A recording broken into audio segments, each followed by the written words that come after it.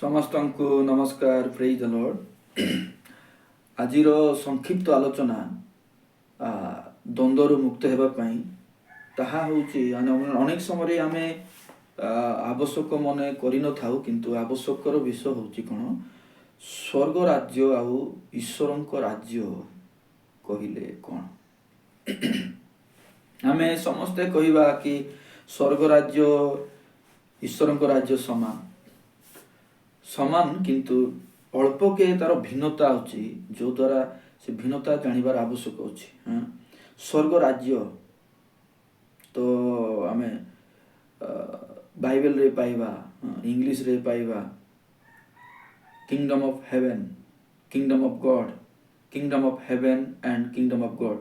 ତ ସ୍ୱର୍ଗ ରାଜ୍ୟ କହିଲେ ଆମେ କ'ଣ ବୁଝିବା? ସ୍ୱର୍ଗ ରାଜ୍ୟ କହିଲେ ସ୍ୱର୍ଗରୁ ଆସିକି ପୃଥିବୀରେ ଯେଉଁ ସ୍ଥାପିତ ହେବ ସେଟା ସ୍ୱର୍ଗ ରାଜ୍ୟ। ସ୍ୱର୍ଗରୁ ଆସିକି ପୃଥିବୀରେ ଯେଉଁ ସ୍ଥାପିତ ହେବ ସେଟା ସ୍ୱର୍ଗ ରାଜ୍ୟ।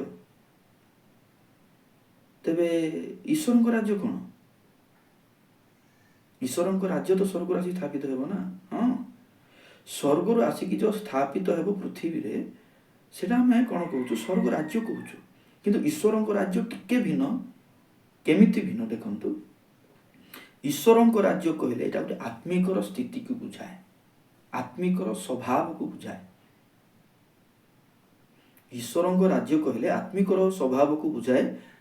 ଯେଉଁମାନେ ବିଶ୍ୱାସରେ ତାଙ୍କର ଅଧୀନରେ ରହନ୍ତି ସମସ୍ତେ ଈଶ୍ୱରଙ୍କ ରାଜ୍ୟର ଲୋକମାନେ ହେବେ। ଯେଉଁମାନେ ବିଶ୍ୱାସୀ ସମସ୍ତେ ତାଙ୍କ ରାଜ୍ୟର ଅଧିକାରୀ ହେବେ, ଈଶ୍ୱରଙ୍କ ରାଜ୍ୟର ଅଧିକାରୀ ହେବେ।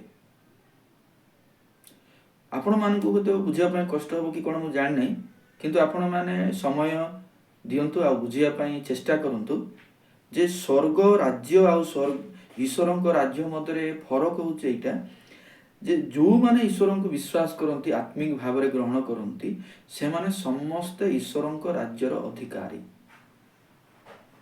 ତ କିନ୍ତୁ ସ୍ୱର୍ଗ ରାଜ୍ୟ କହିଲେ ଗୋଟେ ସମୟ ଅଛି, ସ୍ୱର୍ଗରୁ ଆସିକି ତାହା ପୃଥିବୀରେ ସ୍ଥାପିତ ହେବ। ସ୍ୱର୍ଗରୁ ଆସି ପୃଥିବୀରେ ସ୍ଥାପିତ ହେବା ପୂର୍ବରୁ ମଧ୍ୟ ଈଶ୍ୱରଙ୍କ ରାଜ୍ୟ ଆମେ କହିପାରିବା, ଯେହେତୁ ଯେଉଁମାନେ ବିଶ୍ୱାସ କରନ୍ତି ସେମାନେ ଈଶ୍ୱରଙ୍କ ରାଜ୍ୟର ଅଧିକାରୀ। ତ ଈଶ୍ୱରଙ୍କ ରାଜ୍ୟର ଦୁଇଟି ଦିଗ ଟିକେ ଆମେ ଦେଖିବା।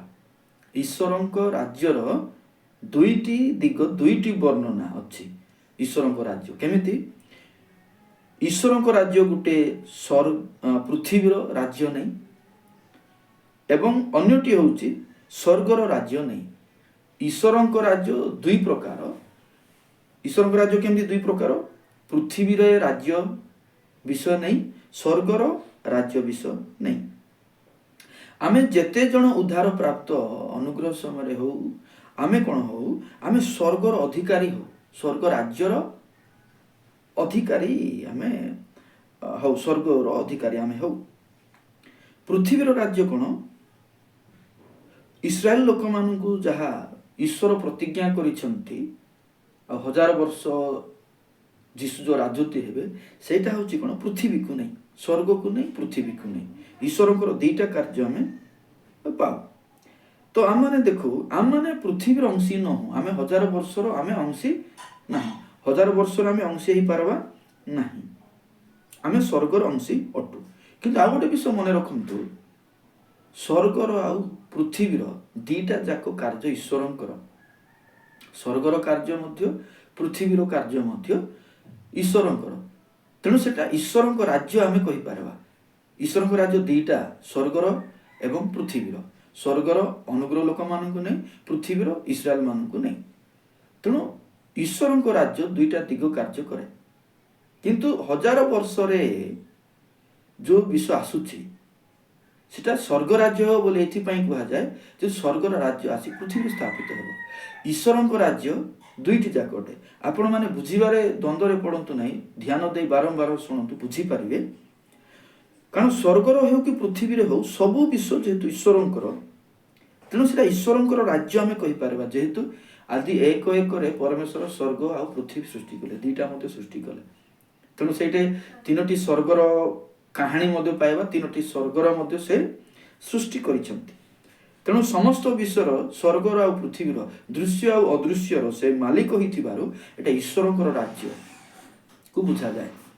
ଈଶ୍ୱରଙ୍କ ରାଜ୍ୟ କହିଲେ ସବୁ ବୁଝିପାରିବେ ଆପଣ, ସ୍ୱର୍ଗର ବିଷୟକୁ ମଧ୍ୟ ପୃଥିବୀର ବିଷୟକୁ ମଧ୍ୟ, କାହିଁକି ଦୁଇଟା ମଧ୍ୟ ସେ ସୃଷ୍ଟି କରନ୍ତି ଆଉ ସେ ମାଲିକ, ତେବେ ଈଶ୍ୱରଙ୍କ ରାଜ୍ୟ ବୋଲି କୁହାଯିବ। କିନ୍ତୁ ସ୍ୱର୍ଗ ରାଜ୍ୟ କହିଲେ କ'ଣ? ସ୍ୱର୍ଗରୁ ଆସିକି ଯେଉଁ 1000 ବର୍ଷ ପୃଥିବୀରେ ସ୍ଥାପିତ ହେବ ସେଟା ସ୍ୱତନ୍ତ୍ର କରିକି ଆତ୍ମିକ ଭାବରେ ବୁଝାଯାଉଛି। କିନ୍ତୁ ଈଶ୍ୱରଙ୍କ ରାଜ୍ୟ କହିଲେ ସେଟା ମଧ୍ୟ ଆତ୍ମିକ, କିନ୍ତୁ ସେଟା ବ୍ୟକ୍ତିଗତ ଜୀବନରେ ବୁଝାଯିବ। ଈଶ୍ୱରଙ୍କର ରାଜ୍ୟ ହେଉଛି ବ୍ୟକ୍ତିଗତ, ମାନେ ପ୍ରତ୍ୟେକ ଯିଏ ଯିଏ ତାଙ୍କୁ ମାନନ୍ତି ସେମାନେ ଈଶ୍ୱରଙ୍କ ରାଜ୍ୟର ଅଧିକାରୀ। କିନ୍ତୁ ସ୍ୱର୍ଗ ରାଜ୍ୟ କ'ଣ? ଏଇଟା ଗୋଟେ ଦଳକୁ ନେଇ 1000 ବର୍ଷକୁ ନେଇ ଯେତେବେଳେ ଗଠିତ ହେବ ସେଟା ସ୍ୱର୍ଗ ରାଜ୍ୟ। ଆପଣମାନେ ଦ୍ୱନ୍ଦ୍ୱରେ ପଡ଼ନ୍ତୁ ନାହିଁ, ସ୍ୱର୍ଗ ରାଜ୍ୟ ପୃଥିବୀରେ ଯେଉଁ ସ୍ଥାପିତ ହେବ ଏଇଟା ଦଳ ଲୋକମାନଙ୍କୁ ନେଇ, ଇସ୍ରାଏଲ ଲୋକମାନଙ୍କୁ ନେଇ। କିନ୍ତୁ ଈଶ୍ୱରଙ୍କ ରାଜ୍ୟ ପ୍ରତ୍ୟେକ ମଣିଷ ବ୍ୟକ୍ତିଗତରେ ଯୀଶୁଙ୍କୁ ବା ପରମେଶ୍ୱରଙ୍କୁ ଯିଏ ଗ୍ରହଣ କରେ ସେମାନେ ହେଉଛନ୍ତି କ'ଣ? ଈଶ୍ୱରଙ୍କ ରାଜ୍ୟର ଅଧିକାରୀ। ତେଣୁ ଈଶ୍ୱରଙ୍କର ରାଜ୍ୟ ଦୁଇଟା ବୋଲି ମୁଁ କହିଲି, ଗୋଟେ ସ୍ୱର୍ଗକୁ ନେଇ ଆଉ ଗୋଟେ ପୃଥିବୀକୁ ନେଇ। ଆଉ ସ୍ୱର୍ଗର ବିଷୟ ଗୁପ୍ତ ଥିଲା, ଅନୁଗ୍ରହ ସୁସମାଚାର ପାଉଲଙ୍କ ଦ୍ୱାରା ପ୍ରକାଶିତ ହେଲା ଯାହା ଆମକୁ ମିଳେ। କିନ୍ତୁ ପୃଥିବୀର ସୁସମାଚାର ଯେଉଁଟାକି ଥିଲା ସେଟା ପ୍ରକାଶ ହେଇକି ଥିଲା, ଭାବାଣୀ ହେଇକି ଥିଲା, ଆଦି ପୁସ୍ତକରୁ ପ୍ରକାଶ ହେଇକି ଥିଲା। ସେଇ ବିଷୟ ପୃଥିବୀ, ନୂତନ ପୃଥିବୀରେ ପ୍ରକାଶିତ ହେବ। ତ ମୁଁ ପ୍ରାଞ୍ଜଳ କରିଦିଏ ସ୍ୱର୍ଗ ରାଜ୍ୟ ଆଉ ଈଶ୍ୱରଙ୍କ ରାଜ୍ୟ। ସ୍ୱର୍ଗ ରାଜ୍ୟ ସ୍ୱର୍ଗରୁ ଆସି ପୃଥିବୀରେ ସ୍ଥାପିତ ହେବ 1000 ବର୍ଷରେ। ଈଶ୍ୱରଙ୍କ ରାଜ୍ୟ ସେଟା ସ୍ୱର୍ଗର ରାଜ୍ୟ, ପୃଥିବୀର ରାଜ୍ୟ ନେଇକି ବୁଝାଯାଏ। ଈଶ୍ୱରଙ୍କ ରାଜ୍ୟ ଯେମିତି ମୁଁ କହିଲି ଆତ୍ମିକ ଭାବରେ ବ୍ୟକ୍ତିଗତ ଜୀବନରେ ପ୍ରତ୍ୟେକ ଲୋକ ପାଇଁ ଯିଏ ତାଙ୍କୁ ଅନୁସରଣ କରେ, ବିଶ୍ୱାସ କରେ। କିନ୍ତୁ ସ୍ୱର୍ଗ ରାଜ୍ୟ କହିଲେ ଏଇଟା ଅନେକ ଲୋକମାନଙ୍କର ଦଳଗତ ଗୋଟେ ଗ୍ରୁପ ନେଇକି ଯେଉଁ ସ୍ଥାପିତ ହେବ ତାହାକୁ ବୁଝାଏ। ମୁଁ ଆଶା କରୁଛି ଆଜିର ଆଲୋଚନା ଆପଣମାନେ ବୁଝିଥିବେ। ଯଦି ବୁଝିଛନ୍ତି ଲାଇକ୍ ସବସ୍କ୍ରାଇବ୍ କରନ୍ତୁ। ଆଉ ଅନେକ ବିଷୟ ଜାଣିବାର ଅଛି କମେଣ୍ଟ କରନ୍ତୁ, ଆଉ ନୂଆ ଲୋକମାନଙ୍କୁ ସେୟାର କରନ୍ତୁ। ଆଜି ପାଇଁ ଏତିକି କହିବି। ସମସ୍ତଙ୍କୁ ନମସ୍କାର। ପ୍ରେଜ୍ ଦ ଲର୍ଡ।